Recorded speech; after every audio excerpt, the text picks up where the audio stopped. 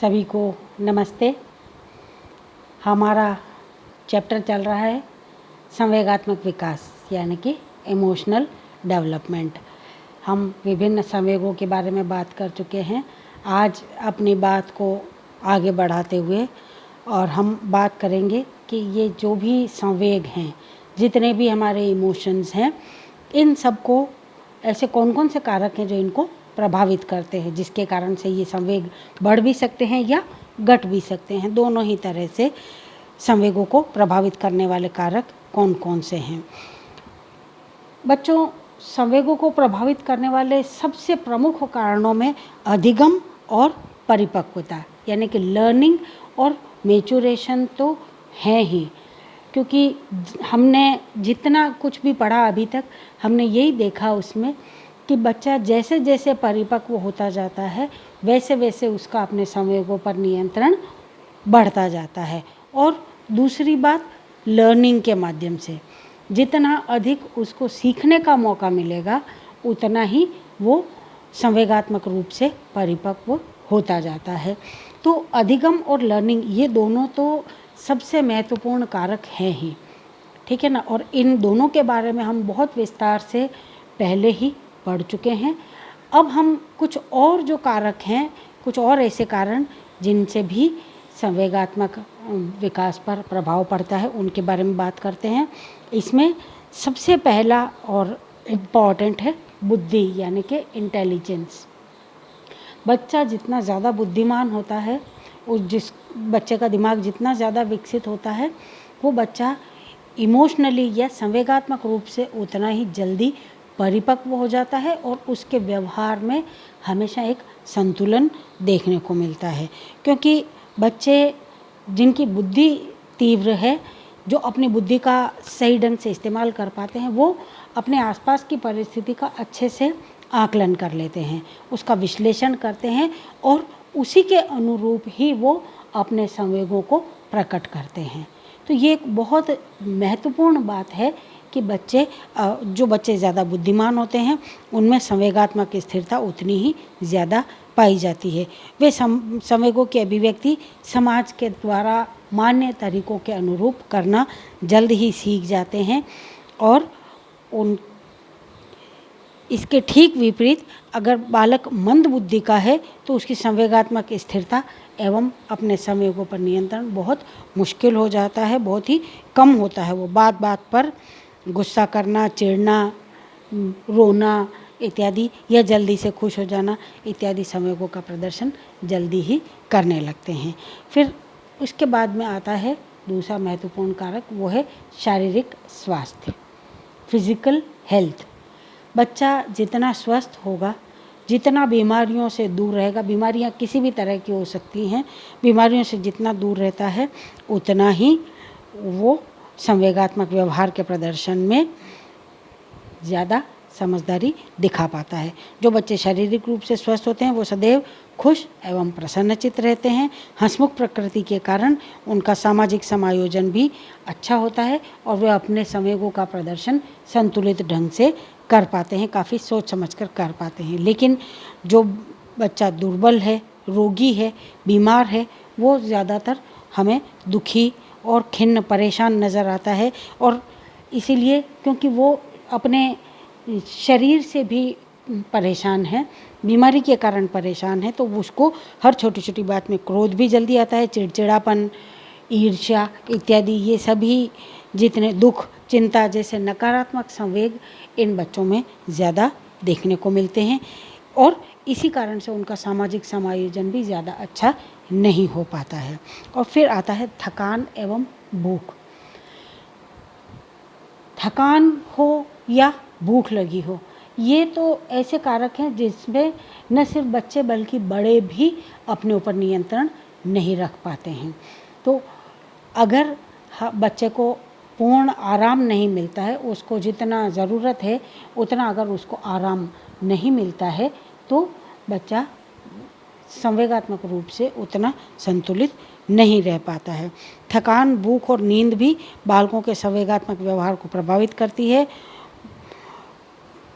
बालकों में भूख सहन करने की शक्ति क्योंकि बिल्कुल नहीं होती है, इसीलिए भूख लगने पर वो उत्तेजित हो जाते हैं। अगर उनको समय पर भोजन नहीं मिलेगा तो वो संवेगात्मक रूप से अस्थिरता उनकी बढ़ जाती है। इसी तरह से थकान एवं नींद की स्थिति में भी वे अपने संवेगों पर नियंत्रण नहीं रख पाते हैं। इसका मूल कारण है कि बच्चा सदैव क्रियाशील रहता है और बहुत ज़्यादा क्रियाशील होने के कारण से वो खेलने कूदने इत्यादि में उसका ध्यान ज़्यादा रहता है और इस कारण से वो समय पर खाना भी नहीं खा पाता और इस कारण से उसकी थकान भी बढ़ती जाती है और नींद कम हो जाती है। इसीलिए बच्चों को भूख लगने पर पूरा पौष्टिक भोजन देने की और समय समय पर उनको विश्राम देने की भी आवश्यकता होती है। अगर थके हुए बच्चे को भी हम कोई और काम भला दें या उसको किसी और बात में एंगेज करेंगे तो वो बच्चा निश्चित रूप से चिड़चिड़ा हो जाएगा, चिल्ला सकता है, क्रोध करने लगता है। इसके बाद में बात आती है सेक्स यानी कि लिंग की। लिंग भी संवेगात्मक व्यवहारों को प्रदर्शित करने में एक प्रमुख कारण माना गया है। बहुत सारे अध्ययनों से ये पता लगता है कि सभी परिस्थितियों में, भिन्न भिन्न परिस्थितियों में लड़कियों में भय, परेशानी एवं चिंता इत्यादि ज़्यादा देखी जाती है, जबकि लड़कों में भय और चिंता के संवेग कम देखने को मिलते हैं। लेकिन हाँ, लड़कों में क्रोध का संवेग ज़्यादा देखने को मिलता है, जबकि लड़कियों में सहनशीलता ज़्यादा होती है। और हाँ, ईर्ष्यालु प्रवृत्ति जो है वो भी लड़कियों में ज़्यादा पाई जाती है, लड़कों में कम पाई जाती है। और फिर बात आती है पारिवारिक वातावरण की, फैमिली एनवायरनमेंट। बालकों के संवेगों को प्रभावित करने वाला ये भी एक महत्वपूर्ण कारक है। परिवार का वातावरण कैसा है, इसके ऊपर भी बालक के संवेगों का संवेग निर्भर करते हैं।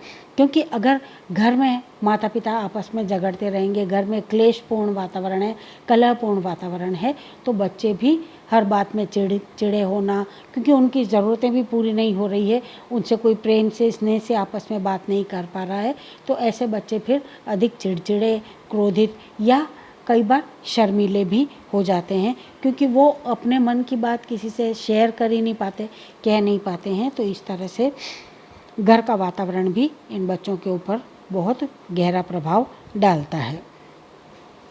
इसके ठीक विपरीत जिस परिवार में सुख, शांति, आनंद एवं प्रसन्नता का वातावरण होता है, वहाँ पर बालक भी स्वस्थ, सुखद एवं पॉजिटिव संवेगों का अपने में विकास कर पाता है।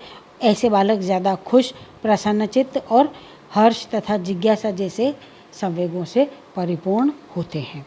और अब हम बात करते हैं, अभी हमने बात की पारिवारिक वातावरण की और अब हम बात करेंगे सामाजिक वातावरण की। परिवार का वातावरण जितना महत्वपूर्ण है, हम जिस समाज में रहते हैं उस समाज का वातावरण भी बहुत महत्वपूर्ण योगदान उसका होता है। बालक के संवेगात्मक व्यवहार को सामाजिक वातावरण भी महत्वपूर्ण ढंग से प्रभावित करते हैं। बालक जिस परिवेश और सामाजिक वातावरण में रहता है उसका प्रभाव भी उस पर पड़ता है। अगर बालक के साथ ही क्रोधी, झगड़ालू, ईर्ष्यालु प्रवृत्ति के होंगे तो बच्चे में भी वही संवेग ज़्यादा देखने को मिलेंगे, वो भी झगड़ालू और क्रोधी प्रवृत्ति का हो जाता है। क्योंकि बालक जिन लोगों के संपर्क में रहता है वो उनसे बहुत कुछ सीखता है। अगर बच्चे के दोस्त हंसमुख, मिलनसार और स्नेहिल होते हैं तो उसमें भी कभी न कभी इन सकारात्मक गुणों का विकास होता है। क्योंकि बालक अपने परिवार के अलावा अपने पास पड़ोस, मित्रों, सगे संबंधियों, स्कूल के साथियों, शिक्षकों इत्यादि उन सब के साथ में भी काफ़ी समय व्यतीत करता है। उनके व्यवहार को भी देख करके वो सीखता है। और फिर बात आती है सामाजिक एवं आर्थिक स्तर की। ऐसा कहा गया है, विभिन्न अध्ययनों से ये पता लगता है कि जिन बच्चों का सामाजिक और आर्थिक स्तर निम्न होता है, मध्यम निम्न परिवार में दुश्चिंताएं, क्रोध, ईर्ष्या, झगड़े ये सब ज़्यादा देखने को मिलते हैं। जबकि जिन परिवारों में सामाजिक आर्थिक स्तर अच्छा होता है वहाँ क्योंकि बालकों की जो दैनिक आवश्यकताएं हैं उनकी पूर्ति समय पर हो जाती है, तो ऐसे बच्चे निम्न स्तर वाले बच्चों के मुकाबले में, जिनका सामाजिक स्तर निम्न है, उनके मुकाबले में वो ज़्यादा स्वस्थ और प्रसन्नचित्त रह पाते हैं, क्योंकि उनको पोषण भी पूरा मिलता है और उन्हें अपने संवेगों की अभिव्यक्ति का भी पूरा अवसर मिलता है। और फिर हम बात करते हैं जन्म क्रम की, यानी कि बर्थ ऑर्डर। बालकों का जन्म क्रम भी संवेगात्मक व्यवहार को प्रभावित करता है। जैसे जो घर में पहला बच्चा जन्म लेता है तो उसको माता पिता, दादा दादी, नाना नानी या घर के और जो भी रिश्तेदार हैं उन सभी का विशेष स्नेह मिलता है और वो अधिक लाड़ प्यार में पल करके बड़ा होता है। लेकिन जब वो बच्चा 4-5 साल का हो जाता है और घर में अगर दूसरा छोटा भाई बहन कोई आ जाता है तो एक प्राकृतिक रूप से जो माता पिता हैं या घर के जो बाकी परिवार के सदस्य हैं उन सब का ध्यान अब नए मेहमान की तरफ ज़्यादा होता है। जो नया आगंतुक बच्चा है उसकी तरफ ज़्यादा होता है, क्योंकि उसकी ज़रूरतें ज़्यादा होती हैं। उसको अभी हर छोटी छोटी सी चीज़ के लिए अपने माता पिता या परिजनों पर निर्भर करना पड़ता है। और ऐसे में जब माता पिता का ध्यान अब फर्स्ट बॉर्न बच्चे से हट करके और सेकंड बॉर्न पर चला जाता है तो ऐसे में उस बड़े बच्चे में ईर्ष्या और क्रोध की भावना, झगड़ालू प्रवृत्ति, ये सब ज़्यादा पनपने लगते हैं, बढ़ने लगते हैं, क्योंकि उसको लगता है कि अब मेरी तरफ कोई ध्यान नहीं देता और छोटे भाई या जो छोटी बहन है उसको ही सब ज़्यादा प्यार करते हैं, उसी की ज़्यादा देखभाल करते हैं। इसीलिए वो स्वयं क्रोधी, झगड़ालू और ईर्ष्यालु प्रकृति का बन जाता है। उसको लगता है कि मेरा एकाधिकार अब छिन गया है। और इसके बाद में आते हैं बालक अभिभावक संबंध। माता पिता के अपने बच्चों के साथ में किस तरह के संबंध हैं, या हम इसको यूँ कह लें कि माता पिता किस तरह की डिसिप्लिनरी टेक्निक्स, अनुशासनात्मक प्रवृत्तियाँ अपनाते हैं, उनके ऊपर भी निर्भर करता है कि बच्चों में किस तरह के संवेग ज़्यादा विकसित होंगे।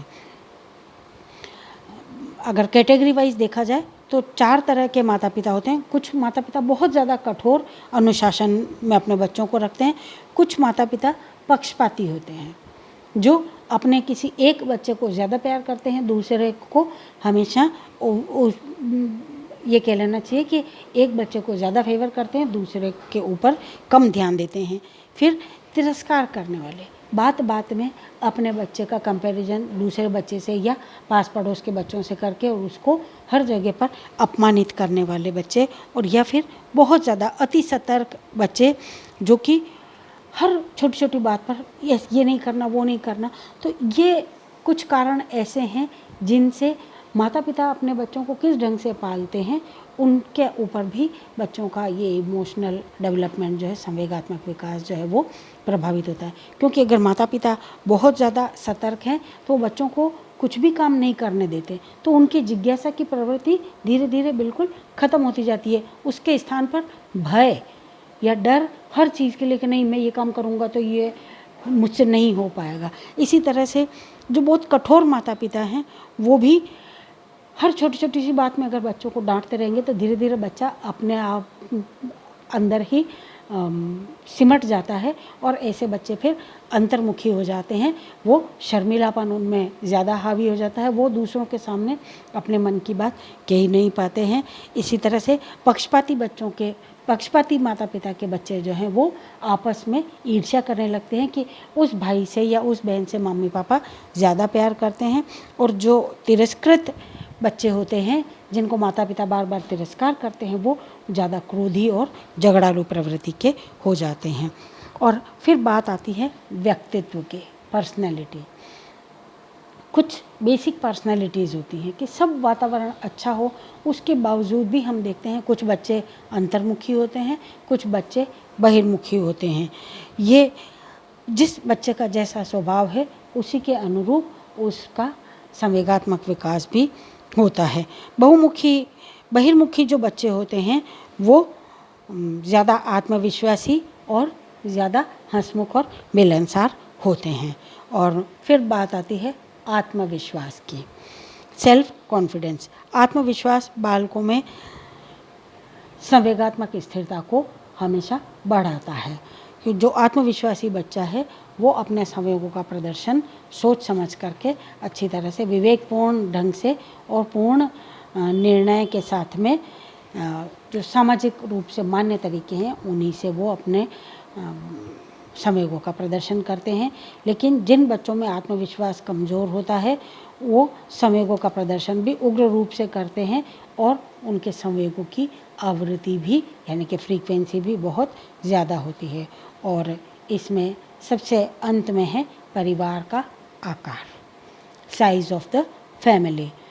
संयुक्त परिवार में पलने और बढ़ने वाले बच्चों का संवेगात्मक विकास ज़्यादा होता है क्योंकि उन्हें ज़्यादा लोगों से संपर्क में रहना होता है।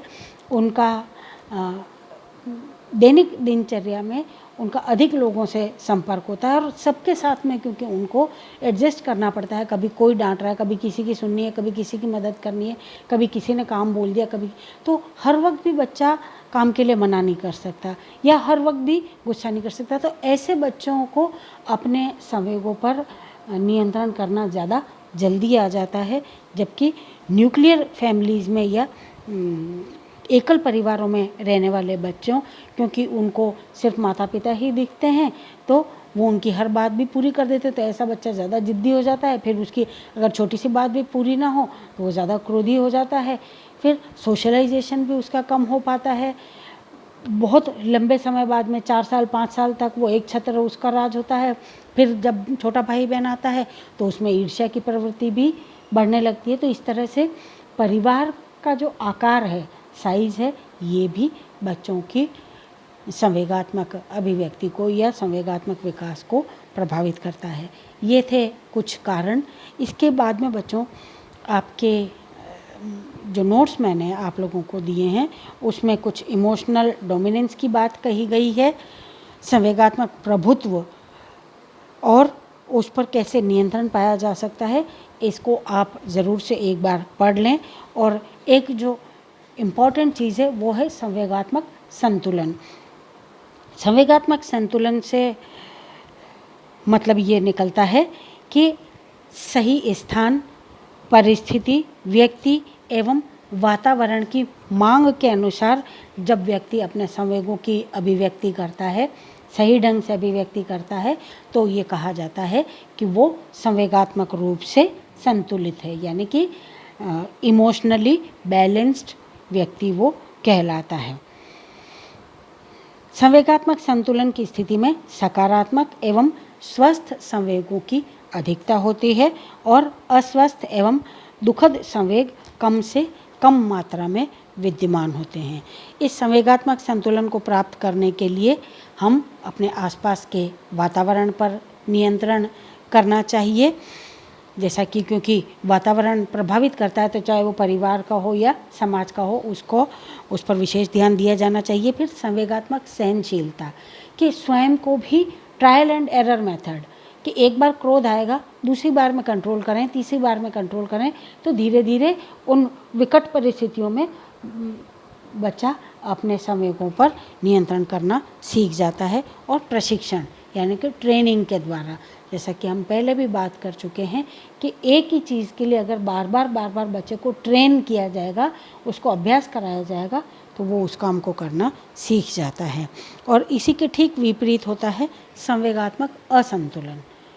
जब सही समय पर, सही जगह पर, सही व्यक्ति के सामने सही तरीके से अगर प्रदर्शन किया गया तो कहा जाता है कि संवेगात्मक संतुलन है।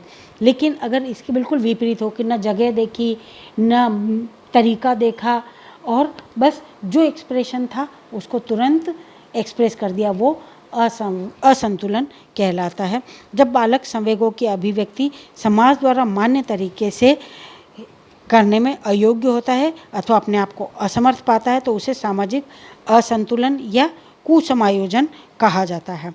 ऐसे इस कंडीशन में बच्चे बार बार क्रोधित हो जाते हैं और वो न जगह देखते हैं न कुछ, और अपने क्रोध का प्रदर्शन कर देते हैं। हो सकता है माता पिता कहीं किसी सामाजिक फंक्शन में हो तो वो वहाँ पर भी अपने माता पिता से झगड़ा करने लगते हैं, क्रोध करने लगते हैं, पैर पटकना, अपना गुस्से का प्रदर्शन करना इत्यादि इस तरह की परिस्थितियाँ देखने को मिलती हैं। और फिर एक और कंडीशन आती है हाइटेंड इमोशनैलिटी, उच्च संवेगात्मकता। जब बालक में संवेगात्मक अनुभवों को सीखने एवं आवृत्ति सामान्य से अधिक होती है तो उसको उच्च संवेगात्मकता कहते हैं। कि एक तो इंटेंसिटी बहुत ज़्यादा हो, बहुत तेज़ी से अपने संवेगों का प्रदर्शन कर दिया, और frequency, number of expression of emotions अगर वो भी ज़्यादा है तो ये हाइटेंड इमोशनैलिटी कहलाती है। इस हाइटेंड इमोशनैलिटी के बहुत नुकसान होते हैं, क्योंकि ये कभी भी फ़ायदेमंद नहीं है। ये स्वास्थ्य को हानि पहुंचाती है, इससे मानसिक एवं सामाजिक विकास में भी बाधा आती है। बहुत सारे अध्ययनों से पता लगा है कि हाइटेंड इमोशनैलिटी या अति संवेगात्मकता जो है वो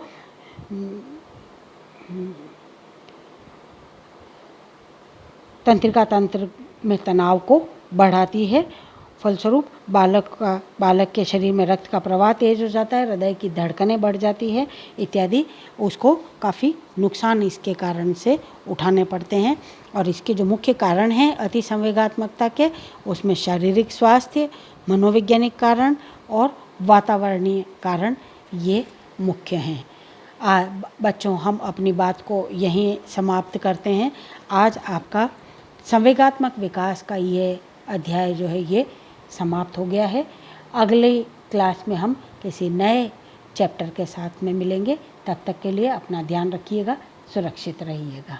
धन्यवाद।